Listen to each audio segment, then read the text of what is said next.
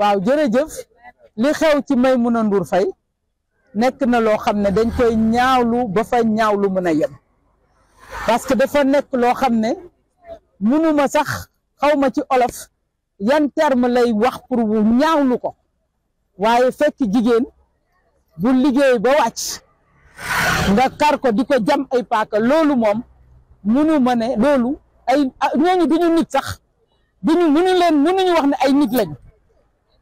kon ñu ngi koy ñaanal yàlla may ko mu wér ak jàmm parce que mois de mars lañ nekk ñu yeewu dégg na jigéen agressé nañ ko mu nekk une femme leader ñu agressé ko kon day jaadu ñun ñëpp ñu jóg ñaawlu ko nekk ci wetam dénoncé ko lii nag day wane ne réew mi feebar na feebar bu metti metti may fàttali ne am na ñu fi newoon ne si 3e mandat narulee am nañ génnee jaasi xam naa ne Sénégal buñ ko waxee dinañ seet fan la ñu ko doon wax de jaasi génnagul waaye paaka yaa ngi commencé génn kon na yem fii ndax nag réew mi dafa mel ni dafa toll ci diggante te lépp nag ci li fi xew la ndax réew su demee ba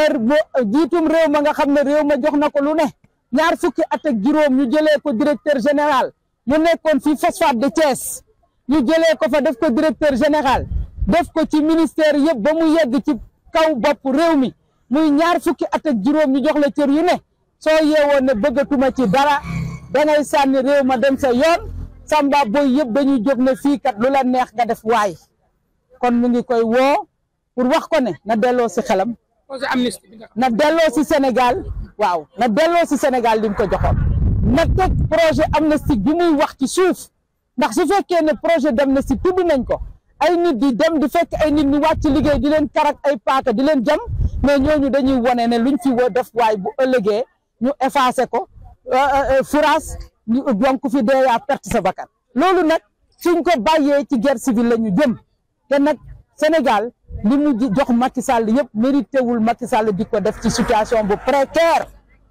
ñu ngi koy woo ci mois de mars bi en tant que jigéen mu delloo si xelam mu delloo Sénégal gëdd gi nga xam ne moom la ko Sénégal joxoon moom la Sénégal amoon ci biir addina bi yëpp ba addina bi yëpp di ko nawloo man nag xam naa ne su ma koy xool dama koy ñeewantal parce que dégg naa ko 2019 mu ne dee moo gën a sedd ñàkk nguur comme nag ci ñàkk nguur la nekk na jël nag teg yàlla ci kanamam xam ne am na lu fi benn doomu aadama amul te mu delloo réew mi ca fa mu war a dem. élection le 2 juin. le 2 juin man maa ngi déglu conseil constitutionnel parce que lii mënoon na ñàkk ndax bu ñu tooguloon def la ñu def assemblée nationale te ñëpp xam nañ ne ba léegi kenn waxagul waxu preuve ya ñu waxoon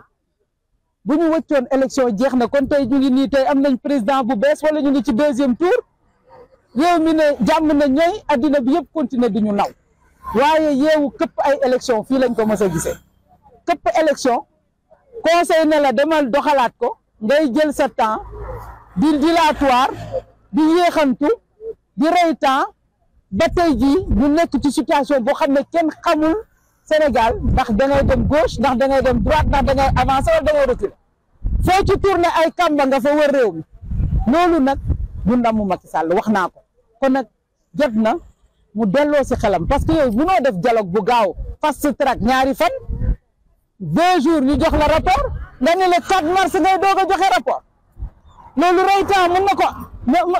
rey temps munu ko weesu conseil jëlaat délai pour décider temps boobu yëpp ñu toog addina bi yëpp di ñu seetaan ma ne ñu ngi lancer un appel au conseil constitutionnel moo fi nekk dernier rempart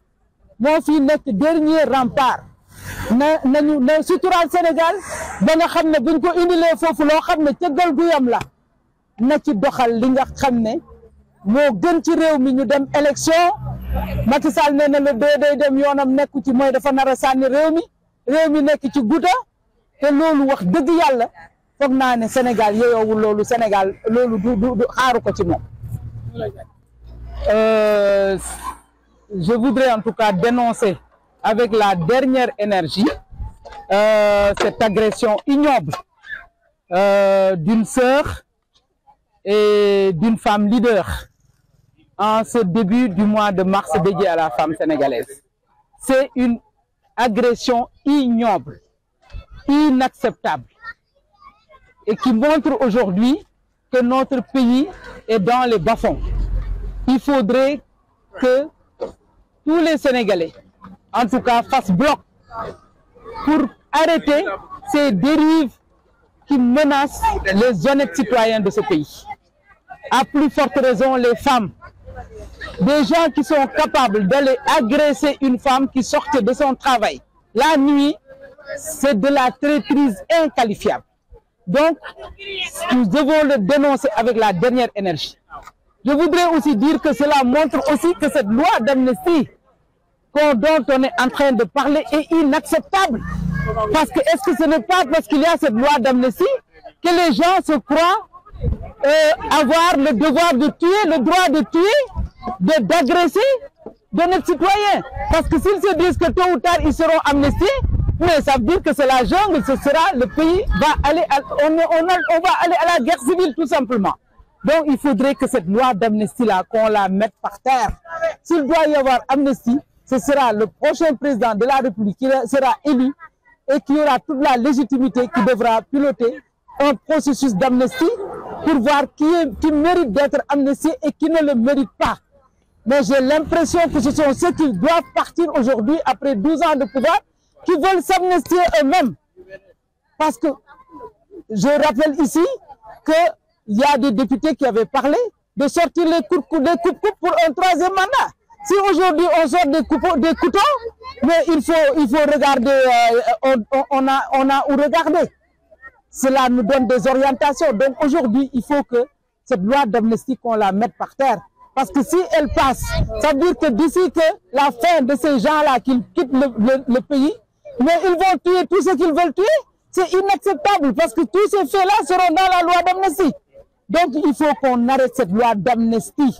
J'appelle le président Macky Sall à la raison. Il ne peut pas amnistier des gens à la veille de son départ. À la fin de son mandat, il n'a plus à engager comment dirais-je, des projets de cette envergure alors qu'il est en train de partir. Je pense que la décence ne le permet pas. L'autre aussi, je dis que quand je le regarde, j'ai mal au cœur. Et je me dis qu'il ne mérite pas ça. Je ne sais pas qui l'a orienté dans cette situation-là, mais il ne mérite pas ça. Il ne mérite pas de partir en catimini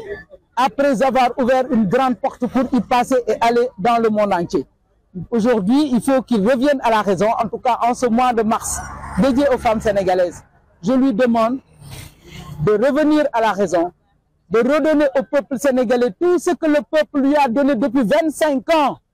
Parce que vous oubliez que Macky Sall, il a été directeur général, il a été ministre, il a été premier ministre, il a été président de l'Assemblée, il a été président de la République. Le peuple lui a tout donné, le Sénégal lui a tout donné. Donc il faut qu'il parte en préservant le Sénégal. Mais dire que je n'en veux plus, je m'en vais, mais c'est ça qui ouvre la porte à des agressions, à des violences que nous sommes en train d'observer parce que les gens vont se dire que le pays n'a plus, il n'y a plus d'État. Donc c'est la jungle, on peut agresser qui on veut. En tout cas, je souhaite à Maïmouna